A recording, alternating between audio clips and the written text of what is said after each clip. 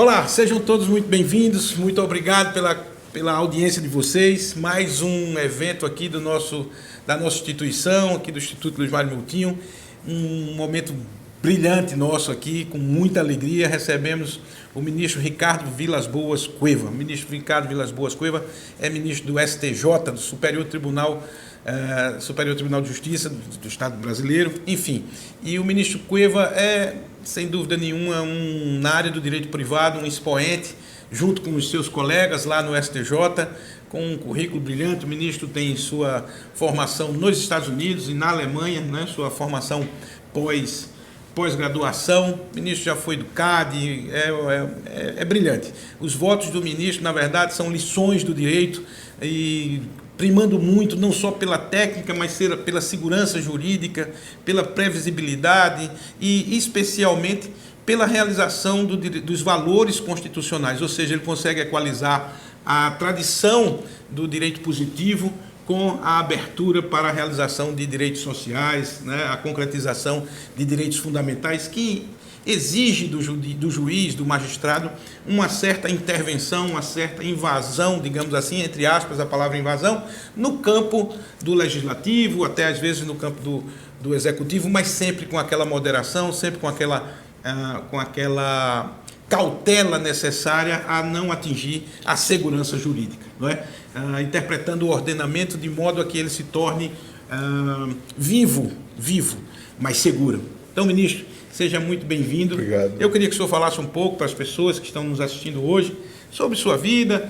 O ministro é casado, pai de uma muito obrigado, jovem. Obrigado, né? Luiz Mário, Então, pelas palavras gentis e merecidas. Na verdade, eu sou juiz há quase 12 anos. Eu vim pelo 5º ou 3º constitucional, escolhido pela advocacia, em 2011. Ao lado dos ministros Sebastião Reis e Antônio Carlos Ferreira, e sou muito feliz lá. Eu me formei pela São Francisco, fui procurador do Estado de São Paulo, fui procurador da Fazenda Nacional. Como disse o Luiz Mário, fui conselheiro do CAD por 4 anos, 2004, 2008.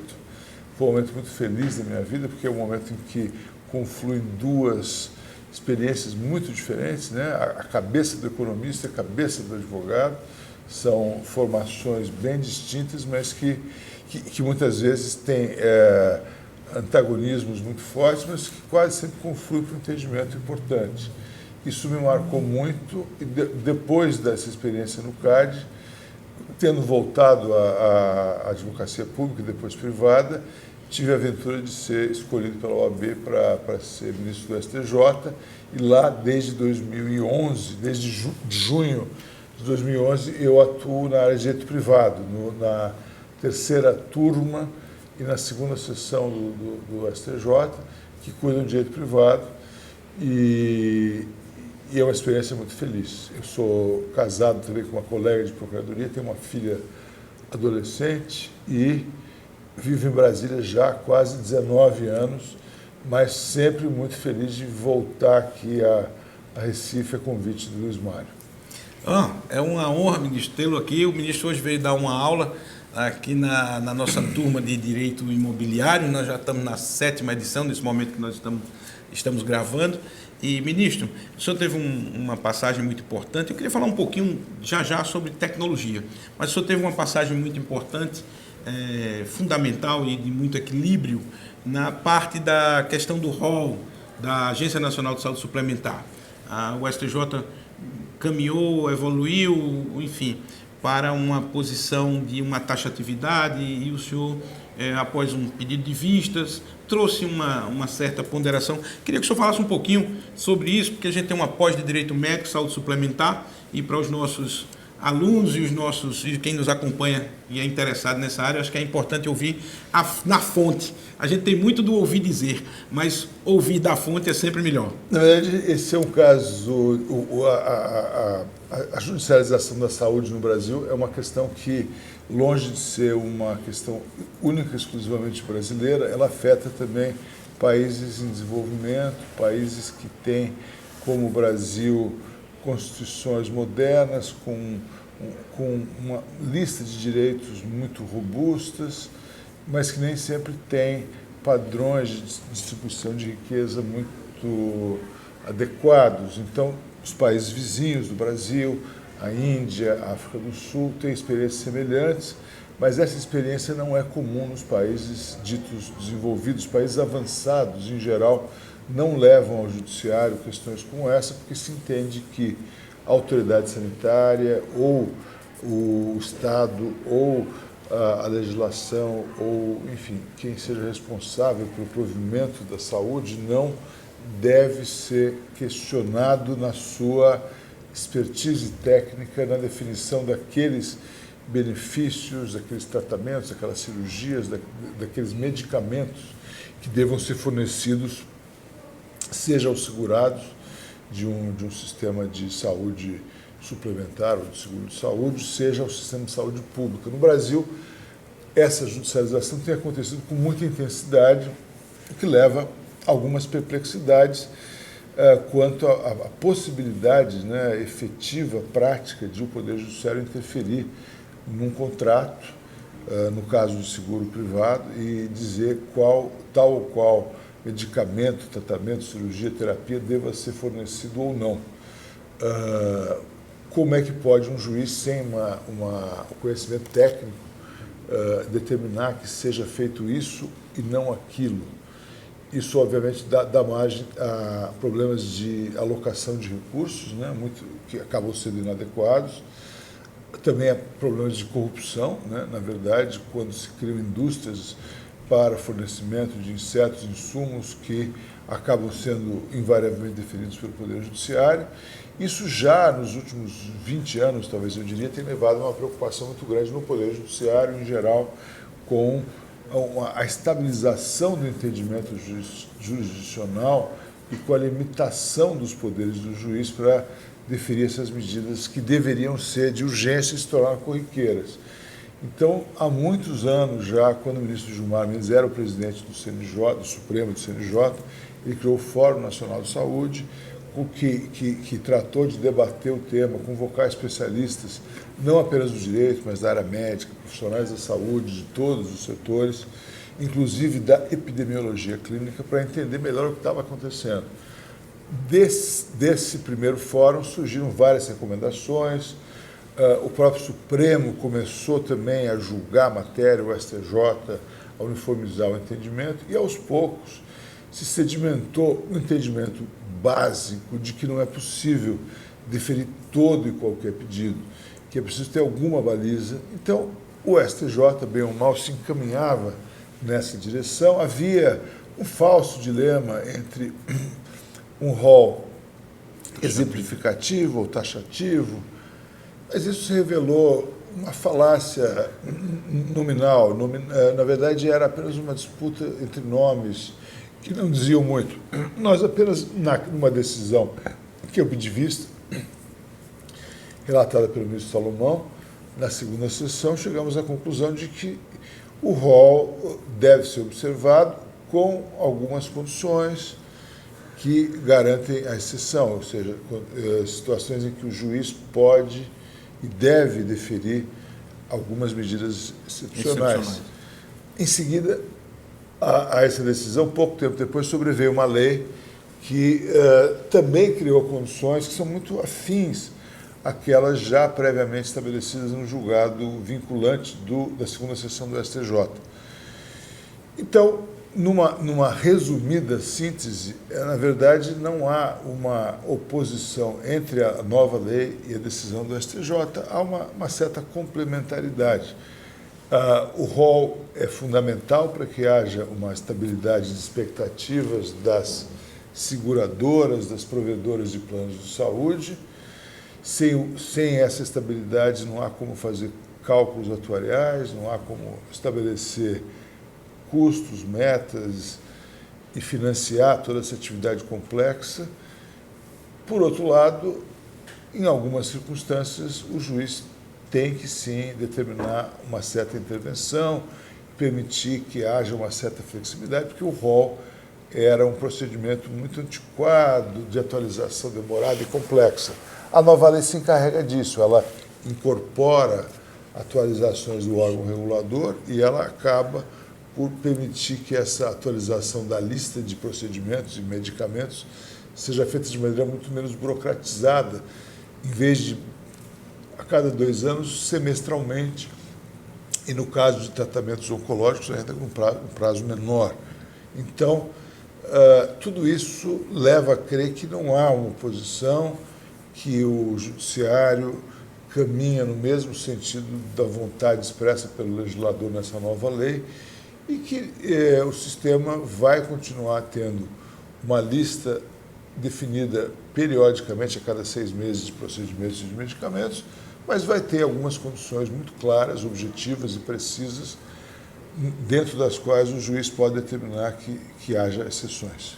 Pois é, esse é um tema que me é muito caro, eu gosto muito dessa área, não é? Não é simples lidar com um setor tão sensível, porque diz respeito à saúde, diz respeito à vida, em última análise, não é verdade? E ainda mais impactado pelo desenvolvimento tecnológico.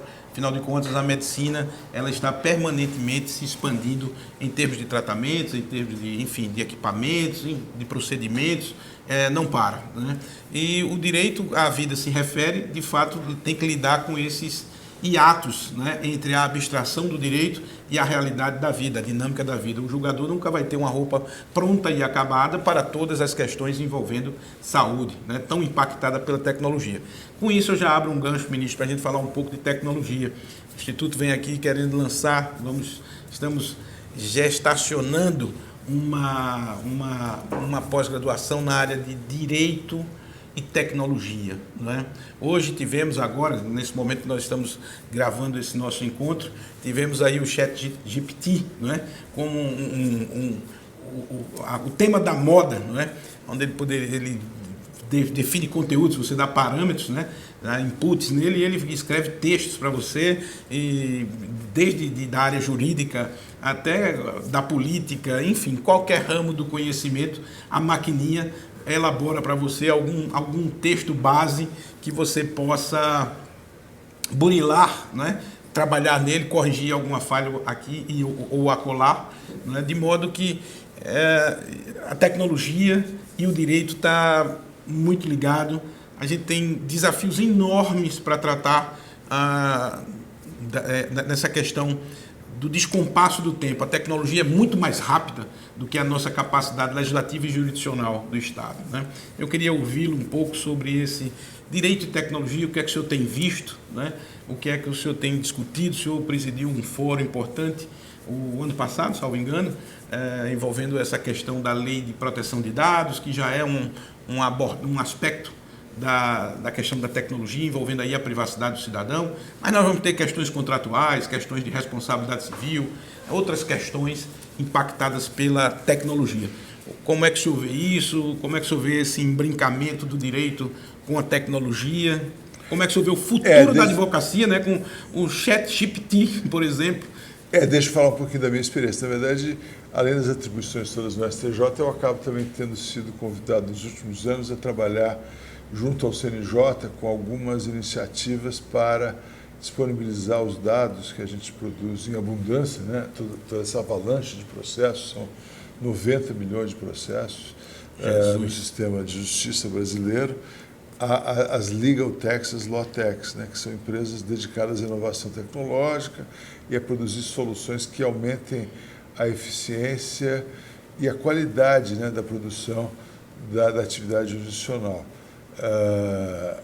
Também me preocupa a adaptação da atividade jurisdicional à Lei Geral de Proteção de Dados, em que medida esses dados que são disponibilizados eletronicamente hoje possam ou não ferir direitos fundamentais, o direito à privacidade, o direito à proteção de dados, que foi reconhecido recentemente como direito fundamental. E também tenho me preocupado com a questão da inteligência artificial. Recentemente, no ano passado, eu tive a honra de ser convidado pelo presidente do Senado, o senador Rodrigo Pacheco, para ser o presidente de uma comissão de 18 juristas dedicada a estudar um modelo de possível substitutivo ao projeto de lei aprovado pela Câmara dos Deputados, que trata da regulação da inteligência artificial. Ao longo de 240 dias, eram 4 meses prorrogados por mais 4 meses, a comissão conseguiu realizar várias audiências públicas, um seminário internacional, ouvimos dezenas e dezenas de especialistas, representantes da sociedade civil, de todos os setores interessados, e chegamos à conclusão de que era preciso avançar. A primeira pergunta, obviamente, era saber se já era o momento ou não de regular a inteligência artificial. É uma pergunta que no mundo inteiro continua válida, porque nos Estados Unidos até hoje não há uma regulação, na Europa se estuda e discute há muitos anos o tema, mas até agora não foi editada uma norma, deve ser editada em breve, e os padrões são muito diferentes. Os americanos entendem que, fundamentalmente, a regulação da inteligência artificial, quando vier, será setorial. Veículos autônomos, por exemplo, terão normas próprias, diagnósticos médicos, outra, e por aí vai, reconhecimento facial, outra, e cada uma dessas normas terá por emissor ou autoridade o órgão encarregado, a agência encarregada daquela atividade específica, econômica, científica, humana. Os europeus tendem a acreditar que é importante, claro, além da regulação setorial, ter uma regulação geral, uma legislação abrangente que previna, impeça que essas ferramentas de inteligência artificial começam a fazer parte do nosso dia a dia, sem que a gente saiba, sem que a gente tenha ideia de que estamos interagindo com elas, possam ameaçar direitos fundamentais. E qual medida adotar? O projeto da Câmara era relativamente tímido, porque ele procurava fixar princípios, diretrizes reconhecidos internacionalmente, mas não fixava uma autoridade central, nem sanções e nem direitos. E também não classificava o tipo de atividade de inteligência artificial que pudesse merecer um cuidado maior. Tendo colhido toda a informação que colhemos nas audiências, no seminário, na pesquisa, nós chegamos à conclusão que era preciso, talvez, criar um modelo que se possa qualificar como híbrido. Por um lado, claro, princípios, diretrizes, normas fundamentais, mas também, na nossa tradição, criar direitos, né, associados ao uso da inteligência artificial. Então, o usuário da inteligência artificial, o consumidor daquela ferramenta, daquele produto, daquele serviço, terá direito a ter transparência quanto ao uso da inteligência artificial. Direito a de que um ser humano possa sempre ser o decisor, aquele que vai tomar a decisão. Por aí vai. Procuramos também classificar os riscos. Então, por exemplo, essa situação de um juiz que se vale do ChatGPT para prolatar uma sentença, como aconteceu há uma semana na Colômbia, será automaticamente considerada uma atividade de alto risco, portanto, com normas específicas que exigem uma auditoria algorítmica, um acompanhamento, uma prestação de contas, uma transparência, deveres de compliance e, obviamente, sanções mais severas. Procuramos também prever, em caráter geral, a possibilidade do Poder Executivo fixar regras quanto à governança, quanto à compliance, a determinar qual seja uma autoridade central encarregada de fixar e atualizar. Agente regulador. O agente regulador, Já há algumas experiências no mundo. Na Holanda e na França, essa autoridade acabou sendo também a Autoridade de Proteção de Dados, né? Existe uma afinidade temática ali, porque uma grande parte dos riscos trazidos pela inteligência artificial são os dados sensíveis. São os dados sensíveis, né? A invasão da privacidade, do núcleo da personalidade. Então, eu estava dando uma fuçada outro dia, para usar uma linguagem mais coloquial, sobre o Open Health. Quer dizer, que vem, já o setor financeiro já usa esse compartilhamento de dados, né? E aí a gente enxerga um pouco dois interesses, não digo conflitantes, mas dois interesses a serem observados. Um de cunho mais individual, um de cunho fundamental, ali a questão da identidade das pessoas, né? Os seus dados pessoais e sensíveis, não é, de identificação, né? E uma outra perspectiva de interesse, eu não estou falando mais de direito, estou falando no plano do interesse mesmo, para usar ali a doutrina alemã, enfim. Mas no plano dos interesses, o interesse coletivo, que é de uma racionalização dessas informações de saúde, tanto para desenvolvimento da pesquisa, que vai beneficiar a todos, quanto para o desenvolvimento, para a economicidade, né, ou a economia da saúde, com planos com parâmetros de financeiros, né, aliados a parâmetros de medicina baseada em evidência, permitir ali uma melhor análise de dados, um melhor tratamento de dados para uma modelação mais flexível e mais econômica de planos de saúde ou mesmo da gestão pública, né? Então, esse tratamento legislativo me parece, em boa hora, bem... O que predominou, ministro, nesse aparente, como o senhor sempre diz, é um aparente dilema, né? Porque não existe proteção de interesses coletivos sem respeitar o indivíduo, né? Quando eu atinjo a um, eu termino atingindo a todos, especialmente quando a gente tem essa capacidade técnica, né? de pegar muitas informações, muitos dados. Predominou o que nos dois campos? Ou que modelo foi proposto ou aprovado por essa comissão? Quanto a essa questão da proteção de dados, a gente já tem, né, um tratamento? Já tem, mas na verdade então, o tratamento hoje contemporâneo, mas que nem sempre é uniforme no mundo, e os Estados Unidos até hoje não adotaram uma proteção de dados, é no sentido de que aquela ideia originária de que o consentimento era a fonte de todo o uso legítimo de dados, hoje perde um pouco de relevância, já que as empresas de tecnologia elas se valem de mecanismos de induzir o usuário, o consumidor, a aceitar qualquer... São formais os aceitos. Qualquer. Você acaba sendo levado a clicar tantas vezes na mesma tela que você, até o usuário sofisticado, não tem a paciência e o tempo de se dedicar a ler todos os termos e fazer todas as escolhas, né? Algumas escolhas são extremamente complexas, não sei se você já viu. A empatia com a própria marca faz a gente, não, aceito todos os cookies.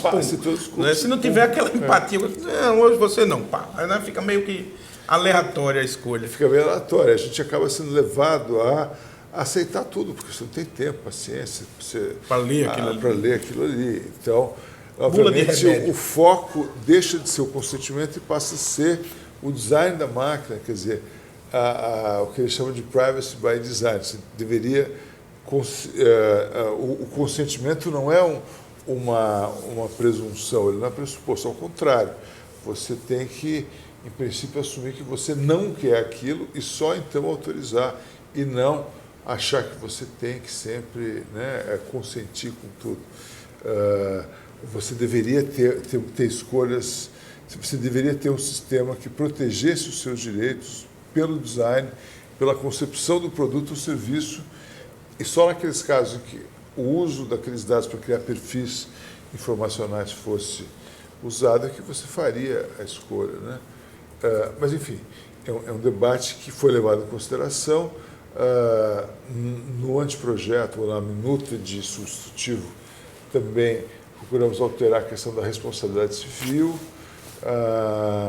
entendendo que nas aplicações de alto risco, como, por exemplo, no judiciário, a responsabilidade é objetiva. Nos outros casos, há uma inversão do ônus da prova. Se ela não for de alto risco, de risco excessivo, há uma inversão do ônus da prova. Uma inversão relativa, senão você cai no mesmo problema da... Cai no mesmo problema e claro que se admitem sempre as exclusões de responsabilidade, né? Uma autoridade central vai ser importante para uniformizar alguns entendimentos, fixar umas balizas genéricas que impeçam alguns abusos egrégios. A gente começa a ter um uso cada vez maior mesmo dessas ferramentas, a gente nem se dá conta. Nós ficamos mais norte-americanizados ou mais europeus? Eu diria que é mais híbrido, é no meio do caminho. Não chega é a nossa tendência legislativa, né, ministro? A gente está sempre capturando algo positivo da sistemática da common law, ou algo europeu, de outra tradição jurídica, né? A tradição europeia tem sido mais intervencionista e acredita mais em normas muito detalhadas e precisas. e com sanções mais fortes, nós tendemos a ser um pouco mais benevolentes. O problema também da eficácia dessa legislação é difícil, porque ali não há uma tipificação clara do tipo de infração que mereceria uma sanção e qual seria essa sanção. Fica meio aberto. Isso precisaria ser mais bem trabalhado, eventualmente no debate parlamentar qualificado. De todo modo, a impressão que todos os integrantes da comissão tiveram é que o resultado final ultrapassou as expectativas. Alguns tinham uma expectativa de mais intervenção, outros de menos intervenção, mas o produto final procurou levar em consideração todas as contribuições apresentadas. Né? A gente tem temos um momento de... O mundo parece que é um pouco pendular, né? A gente está aqui, daqui a pouco vem para ali novamente e tal. Estava ali ouvindo e temos um momento histórico lá atrás, final do século XVIII, final do século XIX, começo do século XX, o abandono das legislações genéricas, codificadas, né? Passamos a ter aqueles microsistemas, né?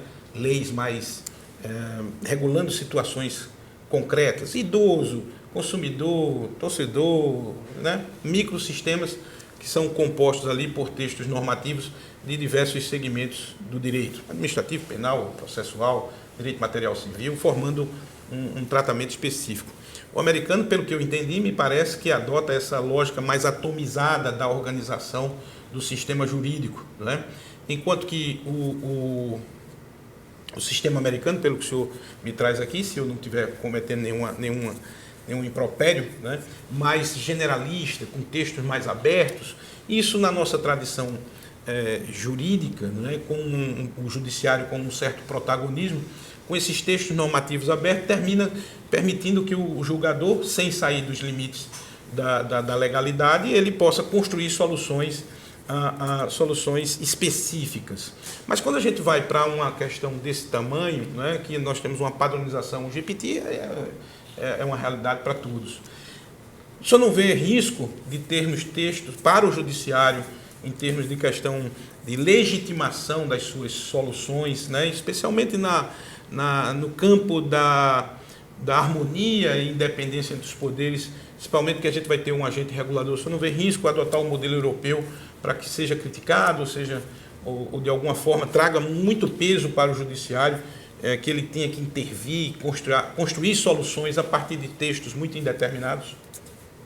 O modelo americano não nos dá mais conforto? Não, acho que na verdade a nossa tradição era mais na linha continental europeia, baseada em textos canônicos que são interpretados e aplicados de acordo com uma técnica hermenêutica que é bem diferente dos americanos. E a gente não tem a mesma tradição da aplicação de precedentes da common law, nós sequer sabemos... Apesar do nosso modelo novo processual, né? Isso é uma importação não tropicalizada de um modelo americano que cria um precedente à brasileira de cima para baixo, ou de baixo para cima. E é uma experiência em curso, mas longe de dar certo. Nós, no STJ, já temos, muito antes do Código, os repetitivos, que são precedentes vinculantes, e eles vão se multiplicando como coelhos. Temos mais de 1000, e aumentou a segurança jurídica, diminuiu o processo, longe disso. Acho que só tornou o sistema mais complexo, né? Eu lembro um pouco, nós no Brasil temos esse fetiche por mudança legislativa. Então, eu já estou no 2º Código, meu pai está no 3º Código. A Alemanha tem um Código de Processo desde 1972. Tem algumas mudanças, mas eles não ficam editando novos códigos. Nós importamos conceitos, queremos inventar soluções milagrosas e nada funciona.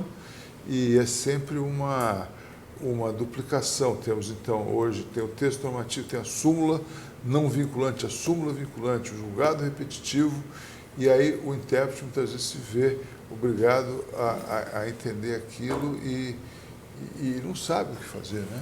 Me lembra um conto de Borges que fala de um país onde a cartografia era uma ciência tão desenvolvida que os mapas foram se tornando cada vez mais precisos, maiores, detalhados, a ponto de um mapa ser exatamente do tamanho do território do país. Que é isso? Que é isso no final das contas.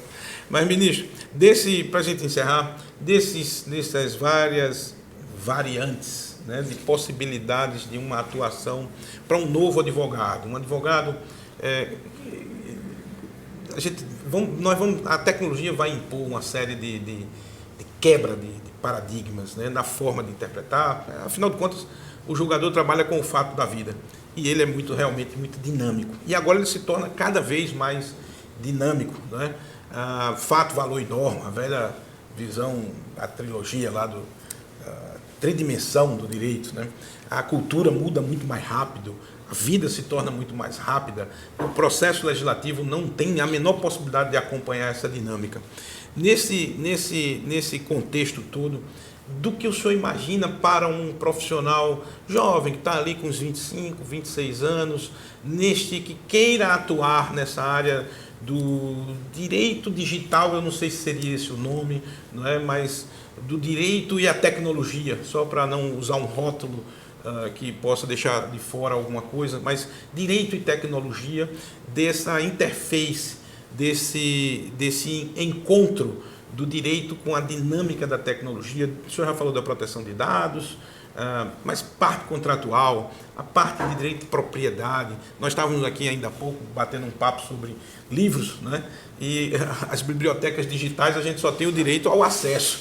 Então meus filhos não herdarão a minha conta do Amazon, os livros não me pertencem, diferentemente da minha biblioteca, que se ela fosse muito valorosa, eles herdariam, né? Porque ele é físico. Eu estou trazendo só um ponto desse impacto da tecnologia no direito de propriedade, no direito sucessório, né? Como o senhor vê, ou melhor dizendo, o que o senhor acha na sua visão profética, né? Já que trabalhou na origem da legislação, como o senhor vê isso? Olha, eu acho que esse segmento aqui é o segmento que vai pegar, é o segmento que vai dar o que falar, vai dar panos para as mangas. Afinal de contas, o advogado só pensa em litígio, viu, ministro? Só pensa em ganhar honorário. Brincadeira, pessoal. Só para mexer e animar um pouco o papo. Eu acho que a saída é modificar o sistema de ensino brasileiro, né? Incorporar novas técnicas de ensino que saiam daquele modelo de aula puramente dogmática, fazer conversas como essa, fazer debates, fazer julgamentos simulados. E os estudantes, a única recomendação: apaixonem-se pelos seus temas, estudem profundamente, tenham um corte e um interesse multidisciplinar. Direito e tecnologia provavelmente será o caminho do futuro, e para isso é preciso que vocês tenham habilidades técnicas maiores que as do direito meramente dogmático. Estudem tudo que for importante para vocês desenvolverem essa habilidade de saber atender os interesses dos seus futuros clientes, aprendendo técnicas e se motivando sempre, estudando sempre. Estudar sempre. Educação é o caminho para qualquer pessoa e para qualquer sociedade, para qualquer país, e especialmente para a humanidade. Bom, poderíamos passar aqui a tarde toda conversando, não é? Espero que o senhor tenha gostado, ministro. Muito Temos obrigado. uma aula daqui a pouco. O ministro ainda vai falar num outro episódio, não é? com o pessoal de tecnologia. Vamos botar frente a frente a tecnologia e a jurisdição, não é? Eu sei que a jurisdição sempre ganha, mas a tecnologia é mesmo que tentar segurar o vento com a mão. É impossível, ministro, não tem como. Então, vamos ter um papo muito importante, muito interessante, num outro episódio, e eu espero que vocês tenham gostado desse conteúdo. Ministro, pode se despedir do pessoal. Muito obrigado, boa tarde a todos, muito sucesso, muita alegria. Tudo de bom, um abraço, Tudo bom. acompanhe o Instituto. Tchau, tchau.